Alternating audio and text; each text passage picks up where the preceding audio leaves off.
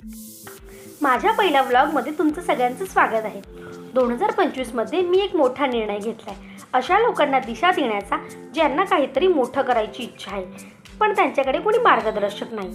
पण हे करण्याआधी मी स्वतःला बदलण्याचा प्रामाणिक प्रयत्न केला आहे, कारण खरा बदल हा स्वतःपासूनच सुरू होतो।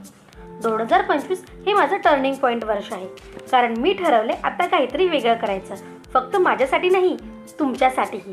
हा व्लॉग फक्त मार्गदर्शक किंवा दिशा दाखवण्यासाठी नाही, हे आहे करिअर घडवण्यासाठी, पैसे कमवण्यासाठी आणि तुमचं मनापासून स्वप्न पूर्ण करण्यासाठी।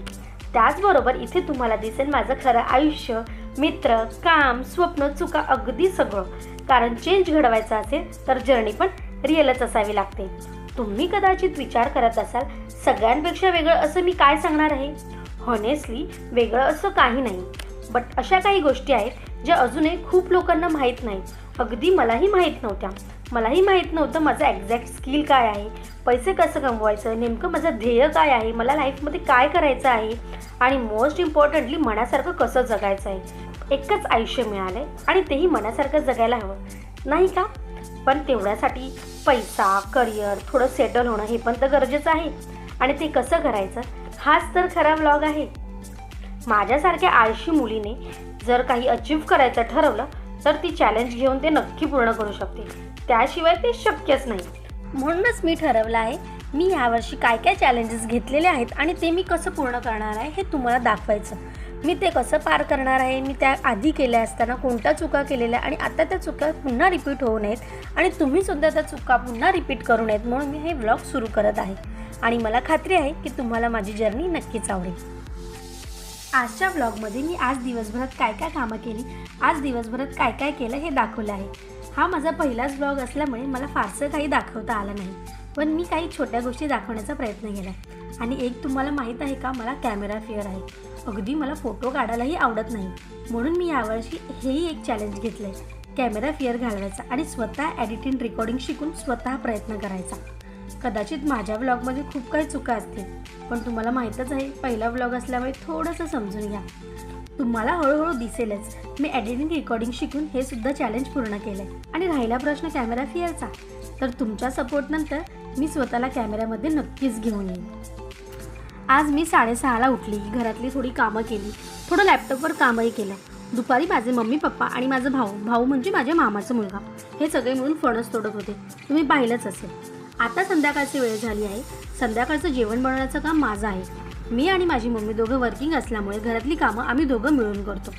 आज संडे आहे, म्हणून बऱ्याच दिवसानंतर आमच्या घरामध्ये फिश बनते।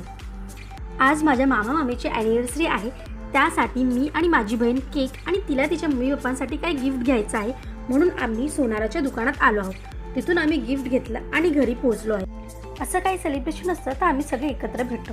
आज खूप दिवसांनी आम्ही एकत्र भेटलेले आहोत। ही आहे आमची छोटी आऊ, ही खूप मस्ती करते। ही आमच्या घरातलं सगळ्यात लहान आणि सगळ्यांची लाडकी आहे। मी आणि आरू दोघं मिळून भरपूर मस्ती करतो।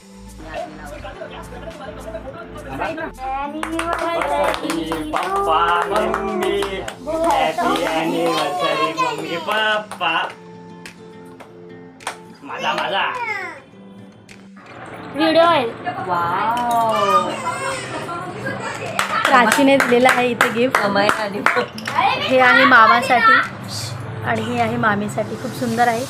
आता ते पुन्हा एकमेकांच्या चुकीच्या बोटामध्ये घालतात।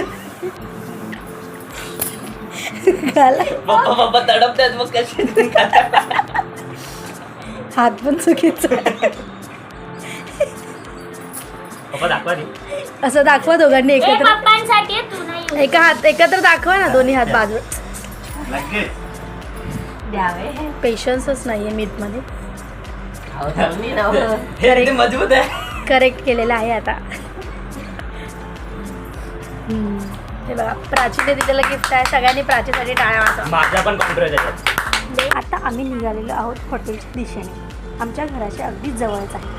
हे आमचं ठरलेलं हॉटेल आहे। उन्हाळ्यामध्ये काही छोटं मोठं फंक्शन असेल, आम्हाला काही सेलिब्रेशन करायचं असेल, गेट टुगेदर करायचं असेल, तर आम्ही ह्याच हॉटेलला सगळे एकत्र फॅमिली मेंबर्स मिळतो।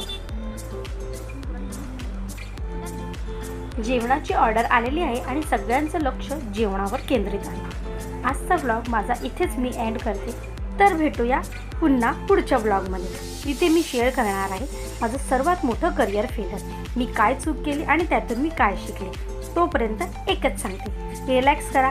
आयुष्य ही नेटफ्लिक्स सिरीज नाही, पण ट्विस्ट इकडेही कमी नाहीत. Bye, good night.